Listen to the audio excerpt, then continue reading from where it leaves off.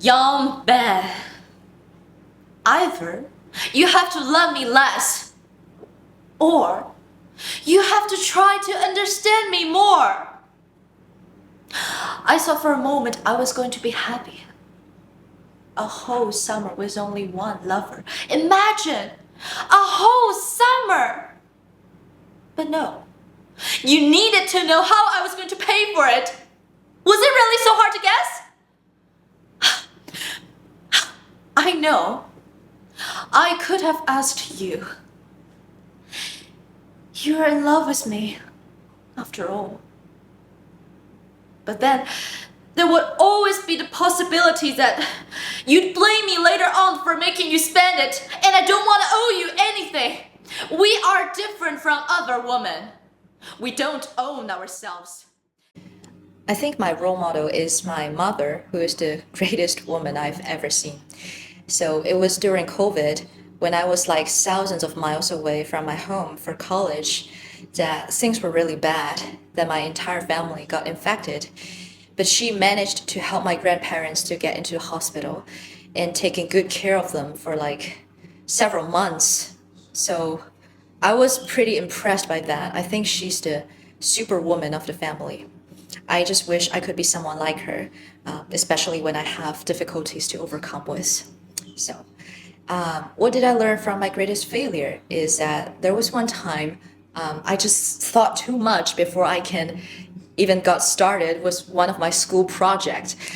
So in the end, I didn't have enough time to do this, and I got a 0 for that class, and it was really bad because it directly affects my graduation and my school timeline, those kind of stuff. So I just realized that sometimes I can just think too much before I can actually get into the action. So what I learned is that just do it. Things will be good. So yeah, the third question is that what is my most cherished memory in my childhood? I think that was when my grandfather taught me how to play erhu. It is a Chinese traditional instrument, and I was a very noisy and annoying girl around that time, and I never listened to him. But he was so patient, and he took my hand to the right place again and again, never got angry, just did his best to do what he can. So, yeah, I really missed him. I think I am beloved every single time when I call back that kind of memory. So, that is my most cherishable memory in my childhood. Hi, my name is Siyi Huang, and this is my video for answering a bunch of questions listed on the application. So the first question is that what is a pivotal moment for me that shifted my artistic journey? And I remember that was a time I played a role who speak Cantonese. I personally don't understand Cantonese at all. And my audience, to my knowledge, most of them don't speak Cantonese as well. So I was pretty worried that if they could understand what I'm talking about or what I'm doing. But that was very to my surprise that, somehow they still managed to get what I'm trying to do, what I'm talking about, and what's my objective during the whole play.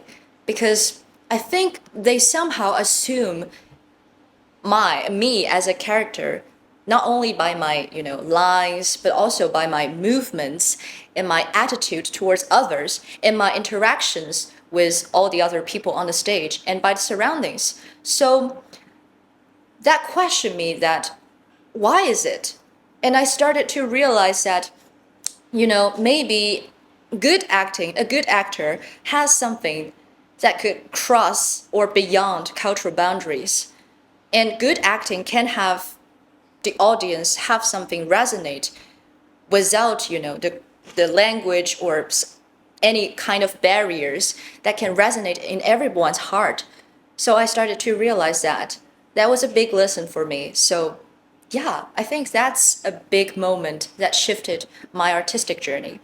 And the next question is that what aspect do I want to improve in my craft for the MFA program?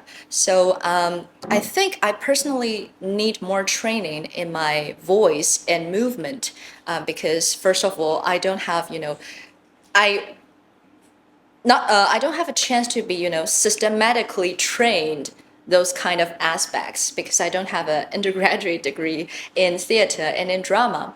And also I feel like sometimes I feel less confident on the stage when I try to, control my voice and my, body parts to, properly to perform. So that is something I wish I could learn more. And also I feel like I have very bad voice habits that I usually use this part to speak my lines rather than belly, which I believe is correct. So yeah, I think that's the aspects of crafts I want to improve in the MFA program.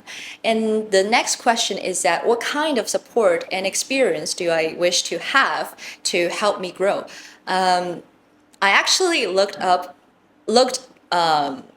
did a little bit research online on your website that in your curriculum you have a big part of voice and movement classes like every semester, every single quarter. So I think that could be super helpful for me because I just mentioned before I just really need those kind of trainings, and also I think I have to get more experience on stage, which I also looked on your website that you have, many productions every season and many, whether it's in class or in black box theater or it's in, you have a summer season for, great production, a great show. So I think that's a great opportunity for me because I think practicing is the best way to learn. So yeah, I just need to have more experience on stage to, help me apply what did I learn from the class.